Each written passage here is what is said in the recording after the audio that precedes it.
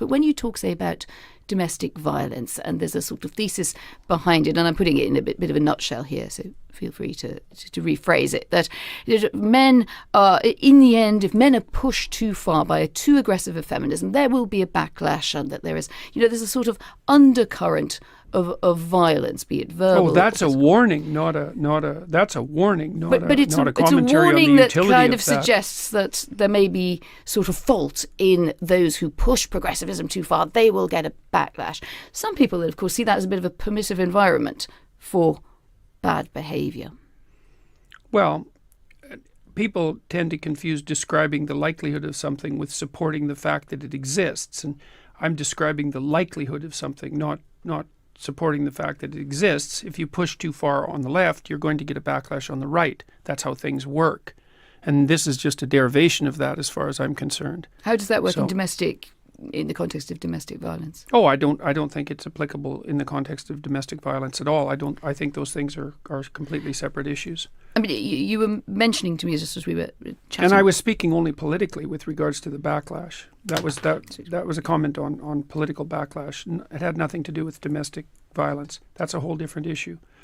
But violence often pops up in your work as something you think drives things. That I think you've said in relations between men are regulated by a background threat of force, and in a sense that's why men have difficulty with women. Is it really? No, so? That's why men have difficulty with women who are completely out of control. But who should control women? Well, other women themselves, men, society, just like everyone is controlled. I mean, you're controlled by society. I'm controlled by society, and thank God for that. I mean, funny. I mean, you described yourself as a liberal earlier, and I think a liberal doesn't think that a society controls women or men. Well, let's say regulates. I'm a psychologist as well. But what is an out of control woman? What is this creature? How do we know when we met one? Well, I'm sure that you've met women in your life that acted towards you in a bullying and detestable manner. It's very difficult for women to cope with that because they don't have any real recourse. And female bullying can be unbelievably vicious. And usually that takes the shape of reputation destruction, innuendo, and gossip. It's well documented. It's very difficult to defend. Men do it too, but men no. But the patterns, disproportionately women, in your view, or not? Sorry. Yes, disproportionately women. That's what the data indicate. I mean, Where is the data on innuendo and gossip? Well, it's among antisocial behavior among adolescents. It's a well-documented field. So, because people look at aggressive and antisocial behavior in women and in men. And in women, it tends to take the expression of innuendo, gossip, and reputation destruction. And in men, it tends to take the form of outright physical aggression. There's a whole literature on that. It's not a surprise to anyone. This has been known for 30 years. I mean, the rates of antisocial... I think the idea of the female gossip probably predates 30 years. Well, it does. By a long time, but that doesn't make it gospel, but really, people does it? No, it doesn't. But people have looked at how women express... Look, women have to express aggression somehow unless you're willing to say that they're not aggressive. They tend not to do it physically, not to the degree men do, so they use other channels. And what other channels are there other than physical aggression if you're going to be aggressive? Well, you go after people verbally. You go after them with innuendo and gossip and reputation destruction. And that's how it works. And just to be clear, that you think that's predominantly a female modus operandi? It isn't that I think that.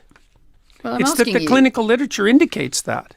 It isn't that I think it. Well, I'm not interviewing the clinical literature. I'm interviewing you. What do you think? Well, I'm a psychologist and a scientist, and I tend to to base my opinions on what I've read in the broad, relevant clinical literature. I'm not making this stuff up. I studied antisocial behavior for like 15 years. I'm actually quite an expert on it. And so we know that men are more likely to look at it this way. All right. Women are much more likely to try to commit suicide. And men are much more likely to kill themselves. And the reason for that is that men use lethal force and women don't. Now that's a big difference. Okay, so then you say, well, women manifest aggression towards themselves and to others, but they don't use lethal force. They don't use physical force the same way men do. So they have to do it some other way. Why do they have to do something some other way? Because you can people take your are Hobbesian aggressive. war against, so you're basically a Hobbesian. Life is No, I'm war of half all and against half, all. half and half. Half Hobbes, half Rousseau. That's why I'm not an ideologue.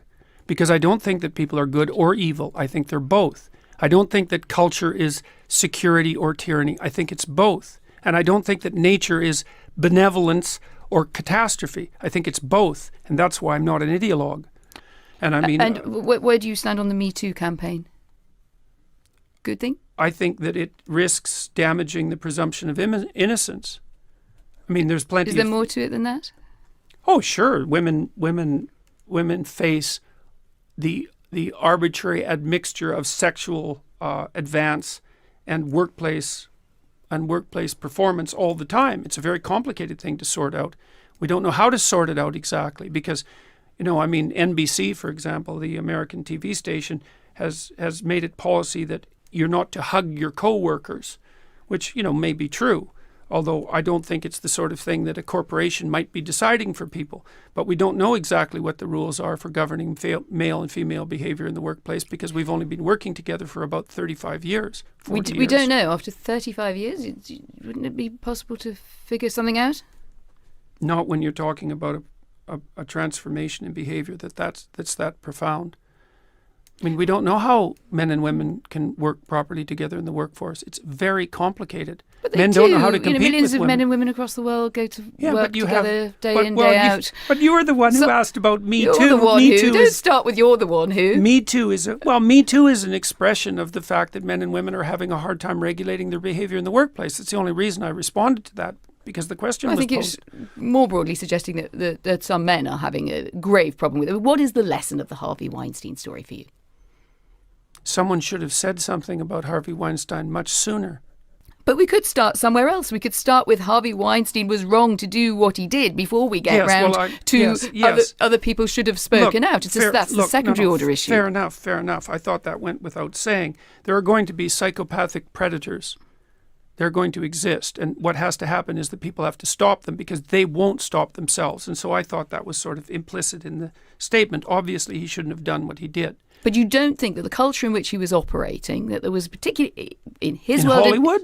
In his world and in many other worlds, that there was a culture of, this guy's a powerful guy. He's the great silverback gorilla here. Let him get on with it. Oh, I think that culture was everywhere in Hollywood, which is why I think Not it's just in actually Hollywood? quite... Well, Hollywood particularly. I mean, the casting couch idea has been around for a very long period of time. And I think that the Hollywood types who are all upset about this should look to their own devices with regards to the role they've played in fostering the culture that managed that. So it sounds like Hollywood itself, or the women, or who? No, the entire culture. We were talking about culture. Yes. So, I mean, it's certainly that the Hollywood... What's the sensible thing for women to do about Me Too, to your mind, and what's the less sensible thing? That's a hard question. It isn't obvious to me exactly what men and women have to do in the workplace to make that kind of sexual predation much less likely, with also subjecting themselves to restrictions on the sexual aspect of their existence that would be unbearable. It's very difficult. What would be unbearable about that? How about everybody wears the same uniform to work? That's what the Maoists... Well, look, if you want to eliminate the differences between men and women sexually at the workplace, you have to constrain the sexual differences. I mean, men wear suits to work. Well, we don't have to eliminate the sexual differences for people to work together with respect. You have to eliminate them to some degree. Why? I'm genuinely because you're trying puzzled. The question here is, to what degree should sexually related behavior be impermissible at the workplace? Well, yes. It depends on how you define it. Should you be able to dress attractively? And if you can dress attractively, what do you mean by attractively exactly? Like precisely. I got into trouble. I mean, I hope I dressed nicely today. You look very well dressed to me, right? You're a man, I'm a woman. We're both nicely dressed. Now we're getting on with the interview. What's the problem or perspective? Well, the problem is the boundaries of what constitutes nicely dressed. Because because part of what constitutes attractiveness, part of what constitutes nicely dressed is sexual attractiveness. Because you can't separate out human attractiveness, sexual attractiveness from human attractiveness. And so then the question is exactly where are the boundaries? And that's what the discussion is about. Where are the boundaries? The dinner parties, which are described in a foreword to your book, where friends enjoy debates and disagreements.